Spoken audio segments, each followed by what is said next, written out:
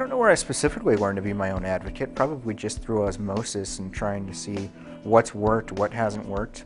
I take a bit of a softer approach than my mom does, but I've learned that I can just ask for something and people are more than willing to help out. They see canes, they see disabilities, and it's not that they don't want to help, it's that they don't know how to help. And so I found that by providing an avenue, providing a solution that's not really totally ridiculous, that's really helped out quite a bit.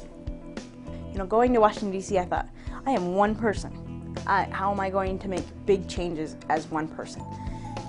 And the philosophy I had after a while was, if I don't do it, nobody will, and I can start the ball rolling. So if you really, truly feel like something isn't right, advocate for it. Sit down and talk to somebody about it.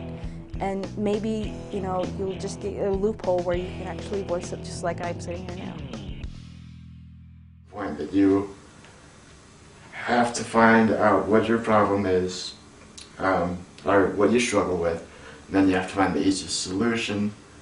And the easiest solution for you might not be the easiest solution for everybody else, but it still allows you to perform at your full potential, and you have to fight for that. I learned to stand up for myself probably in about 6th grade or so. I was about 12, and I just was tired of being put in resource classes when I didn't need to be. I mean, yes, I was a little bit behind, but part of it was I was a little bit behind because I'd spent so much time in resource classes that they stuck me in. I had a situation where they put me in a science class that was a resource class strictly because it was downstairs, and they didn't want me to have to climb the stairs. And so I was, trying to climb. I was the top of the class, and it was great to be at the top of the class, but I wasn't challenged enough, and I just really struggled with, can you please, can we figure something out? Can I climb the stairs? I was ready to crawl up the stairs if I had to, but they just didn't understand that just because I have a disability doesn't mean that I need that extra help academically all the time. I learned I could stick up for myself and that I could run my life and not let other people do that. I probably would like to have seen more direction, I guess, growing up, and have a lot more better advocacy skills.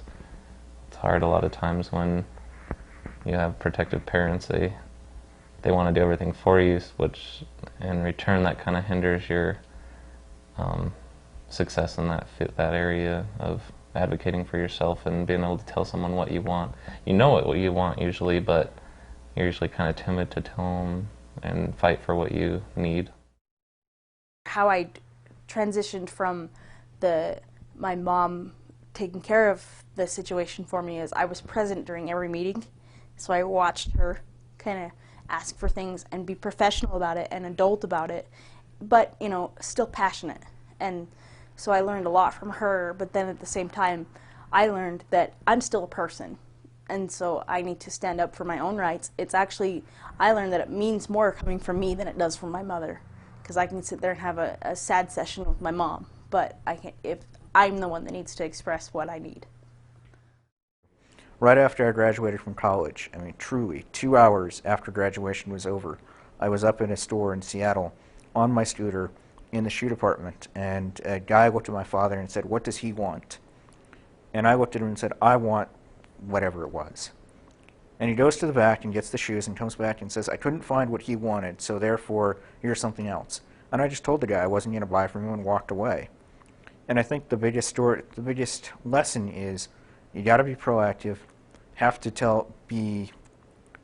speak up and tell people what you want. They can't assume, don't assume that they know what you want. Speak up for yourself. Just learn to stick up for yourself and make your goals. Don't let them put you down. Follow what you can. Follow with your heart that if you want to improve in that. Try and not be so intimidated by everything and everyone, because Stand up for yourself and Don't let other people tell you what to do. Follow your dreams. Well, if you don't speak up for yourself, nothing's gonna work out. If you don't like something, you need to follow your gut. And if there's really something that you feel like isn't right, then you need to say something. And if you don't feel comfortable saying it at first, say it to your family or your parents or something, or somebody that can advocate for you, and then slowly transition into the, okay, this is my turn, I need to stand up and do it.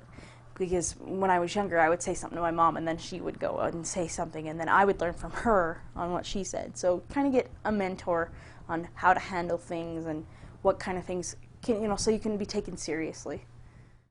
I mean, I've got an advocate, and it's my house manager. I have other advocates. My DSPD, we all have advocates. Even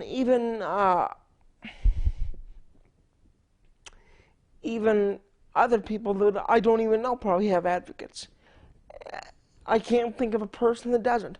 Without an advocate, you would not be able to find out other resources. You would just be dead stop in your tracks. Maybe in the middle of the road, maybe in the middle of your house. But you definitely need that other advocate to be able to say, well, here's this resource. Do you want help pursuing it? I used to work at the Services for Students with Disabilities office, and people would come in demanding things because they had a disability. And that would frustrate me because, I have a disability, and I learned that, yes, by law, I could, I can get it if I want to. I can demand it. But it's taken more seriously and more graciously if you request it rather than demand it.